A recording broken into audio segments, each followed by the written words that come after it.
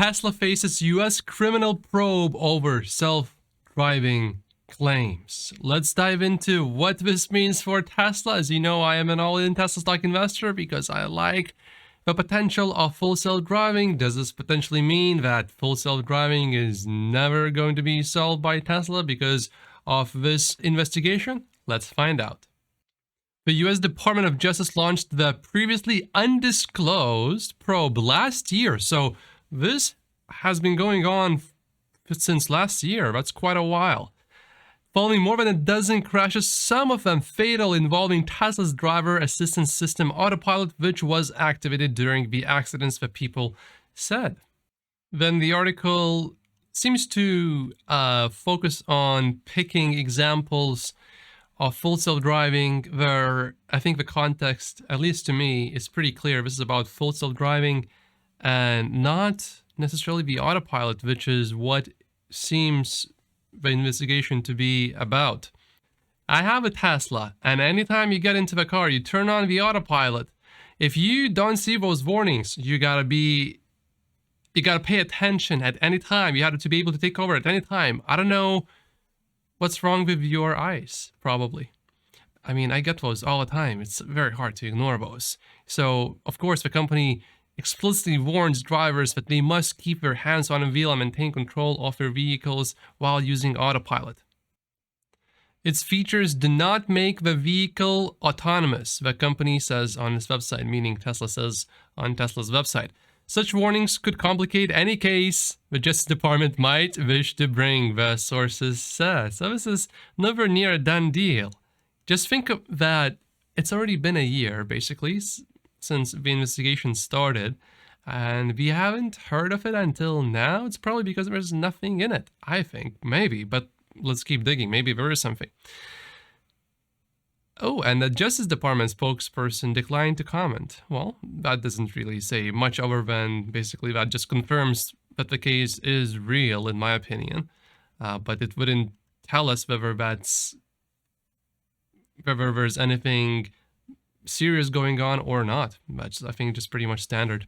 The Justice Department investigation potentially represents a more serious level of scrutiny because of the possibility of criminal charges against the company or individual executives, of people familiar with the inquiry said. So this could be, if this does go down in a bad way, which so far from what I'm seeing here, I don't see anything that's really bad. But if something bad did happen, it is possible that one of the executives, and that could include Elon Musk as well, they would potentially face criminal charges, meaning jail. I don't think that's really realistic, though, because let's keep digging into this. Officials conducting their inquiry could ultimately pursue criminal charges, seek civil sanctions, or close the probe without taking any action. Yeah, of course. The Justice Department's autopilot probe is far from recommending any action, partly because it is competing with two other Department of Justice investigations involving Tesla. One of the sources said investigators still have much work to do and no decision on charges is imminent, this source said. You know why I think they don't have any kind of recommendations yet? Is because they see this is not going to go anywhere. They do have a disclaimers and everything, and then statements are made such as, oh, you don't need to, to touch the wheel, things like that. Those statements of such kind are made with investors present. Those are made to investors. These are not made to the public. This is a big difference. I'm an investor. I want to know, hey, look, is it possible for this vehicle to be on a road right now? Is it possible for the person to not touch the wheel and go for, let's say, 10 minutes? Is it possible? Tesla has demonstrated it is possible. This is different from telling a consumer, hey, look, give it a try for 10 minutes, don't touch the wheel. There's a big difference here. So I wouldn't take this too seriously, at least so far, but let's keep digging in. Maybe there is something that we should be worried about. The Justice Department may also face challenges in building its case, said the sources, because of Tesla's warnings about over-reliance on autopilot. Every time you turn on the autopilot, these warnings are almost annoying to me, which is good. You want them to be annoying because you want people to know. Musk added that the vehicle still needed someone in the driver's seat. Like, they're not saying that that's quite ready to have no one behind the wheel. This was on, I believe, Tesla's earnings call. The Tesla website also cautions that before enabling autopilot, the driver first needs to agree to keep your hands on the steering wheel at all times and to always maintain control and responsibility for your vehicle. Of course. So I don't see much of a case here. Now, let's see. This is what we would have to worry about right here, I think. Barbara, who is a former U.S. attorney in Detroit who prosecuted automotive companies and employees in fraud cases and is not involved in the current probe. So she would be able to give us a more better of an insight of what could happen and what would have to happen for the divorce to actually come true. She said investigators likely would need to uncover evidence such as emails or other internal communications showing that Tesla and Musk made misleading statements about autopilot's capabilities on purpose. I have enormous trust in Elon Musk that he has not made such silly remarks in a written form to executives saying we should tell consumers this. Now, saying this to investors, I think, is very different. And also, think about this. If you believe that full self-driving is going to be real in a year, let's say, if that is your belief, you really believe that, can't you make a statement that, hey, look, in a year, I think it's going to be solved? Doesn't matter if you're wrong, but if you really believe that, why can't you make that statement? I don't see a problem in that specifically. And I differentiate between consumers and investors. Well, I think those are very, very different issues here. So I don't see any serious problems with this probe. Tesla Q might spread this and, you know, say, oh, hey, look, full self-driving is never happening. Tesla is going to face some criminal charges.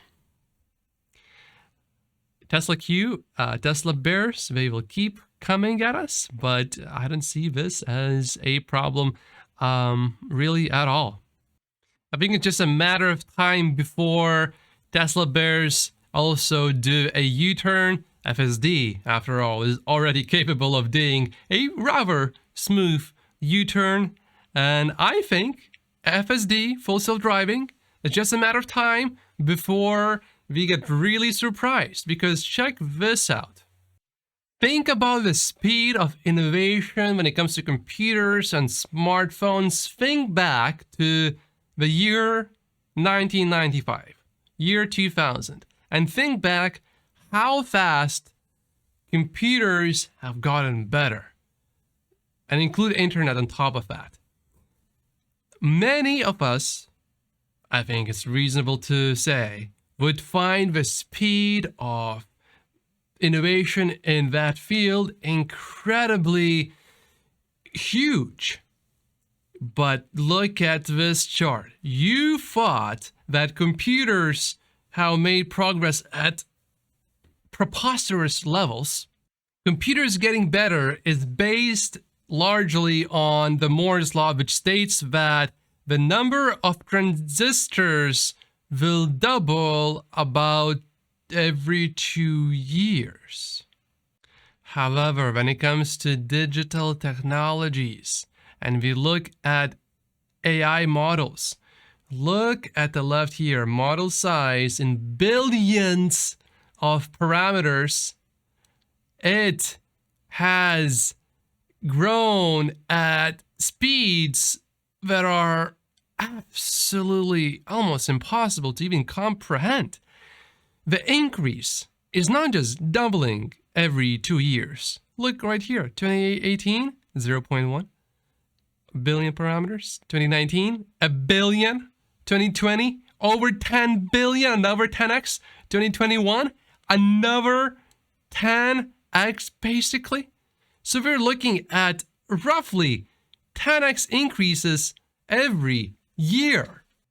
This is just one reason why I would tend to think that predicting the date of when full self-driving exactly is going to be sold is probably difficult than timing the stock market. I mean, take a look at this.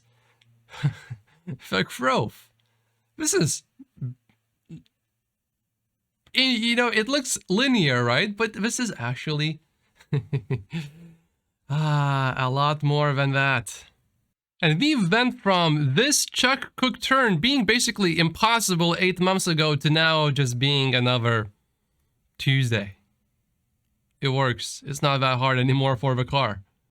Getting this turn right is rather trivial for the car now. It's not that impressive anymore. I mean, I've seen it 100 times now.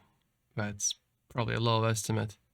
So full self-driving is going to keep getting better exponentially, and then 1 week we're gonna all realize, oh, what do you mean? The car can take me to work without me intervening even a single time? Really? It already happened? What? That moment is coming. These are 48 reasons why I only own Tesla stock. My name is Matt Posius, coming to you from Vancouver in Canada, and I will see you in the next video. Thank you so much for watching.